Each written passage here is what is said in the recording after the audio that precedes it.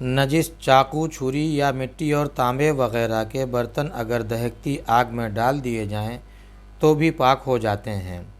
نجس مٹی سے جو برتن کمہار نے بنائے تو جب تک وہ کچے ہیں ناپاک ہیں، جب پکا لیے گئے تو پاک ہو گئے۔ شہد، شیرہ، گھی یا تیل ناپاک ہو گیا تو جتنا تیل وغیرہ ہو اتنا یا اس سے زیادہ پانی ڈال کر پکائے۔ جب پانی جل جائے تو پھر پانی ڈال کر پکائے۔ اسی طرح 3 دفعہ پکانے سے وہ پاک ہو جائے گا۔ نجس رنگ میں کپڑا رنگا تو پھر اتنا دھوئے کہ پانی صاف آنے لگے تو پاک ہو جائے گا، چاہے کپڑے سے رنگ چھوٹے یا نہ چھوٹے۔ گوبر کے کنڈے اور لید وغیرہ نجس چیزوں کی راکھ پاک ہے اور ان کا دھواں بھی پاک ہے۔ روٹی میں لگ جائے تو کچھ حرج نہیں ہے۔ بچھونے کا ایک کونا نجس ہے اور باقی سب پاک ہے تو پاک کونے پر نماز پڑھنا درست ہے۔ جس زمین کو گوبر سے لیپا ہو وہ نجس ہے، اس پر بغیر کوئی پاک چیز بچھائے نماز درست نہیں ہوتی ہے۔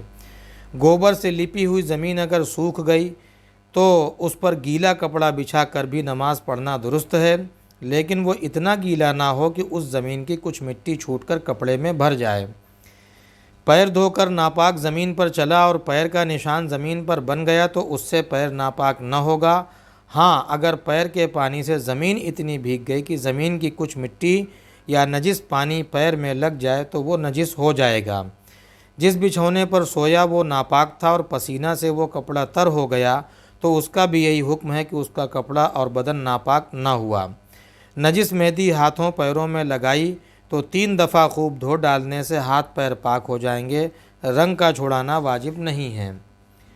غلہ گاہنے کے وقت اگر بیل غلے پر پیشاب کر دیں تو ضرورت کی وجہ سے وہ معاف ہے، یعنی غلہ اس سے ناپاک نہ ہوگا، اور اگر اس وقت کے سوا دوسرے وقت میں پیشاب کریں تو ناپاک ہو جائے گا۔ کافر کھانے کی جو شے بناتے ہیں اس کو اور اسی طرح ان کے برتن اور کپڑے وغیرہ کو ناپاک نہ کہیں گے تا وقت کہ ان کا ناپاک ہونا کسی دلیل یا قرینے سے معلوم نہ ہو جائے۔ بعض لوگ جو شیرہ وغیرہ کی چربی استعمال کرتے ہیں اور اس کو پاک جانتے ہیں، یہ درست نہیں ہے۔ ہاں، اگر طبیب حاذق دیندار کی یہ رائے ہو کہ اس کا مرض علاج کے سوائے چربی کے اور کچھ نہیں تو ایسی حالت میں بعض علماء کے نزدیک درست ہے، لیکن نماز کے وقت اس کو پاک کرنا ضروری ہوگا۔ راستوں کی کیچڑ اور ناپاک پانی معاف ہے، بشرطے کہ بدن یا کپڑے میں نجاست کا اثر معلوم نہ ہو۔ فتویٰ اسی پر ہے۔ نجاستوں سے جو بخارات اٹھیں وہ پاک ہیں۔ پھل وغیرہ کے کیڑے پاک ہیں لیکن ان کا کھانا درست نہیں اگر ان میں جان پڑ گئی ہو، اور گولر وغیرہ سب پھلوں کے کیڑوں کا یہی حکم ہے۔ کھانے کی چیزیں اگر سڑ جائیں اور بو کرنے لگیں تو ناپاک نہیں ہوئیں، جیسے گوشت، حلوہ وغیرہ، مگر نقصان کے خیال سے ان کا کھانا درست نہیں ہے۔ مشک اور اس کا نافع پاک ہے، اور اسی طرح عنبر وغیرہ۔ سوتے میں آدمی کے منہ سے جو پانی نکلتا ہے وہ پاک ہے۔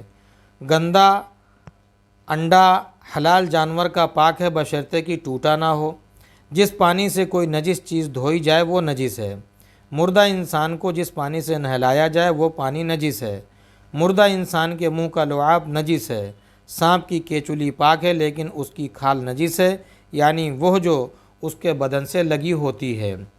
اکہرے کپڑے میں ایک طرف معاف مقدار سے کم نجاست لگے اور دوسری طرف سرایت کر جائے، اور ہر طرف مقدار سے کم ہو لیکن دونوں کا مجموعہ اس مقدار سے بڑھ جائے تو وہ کم ہی سمجھی جائے گی اور معاف ہوگی۔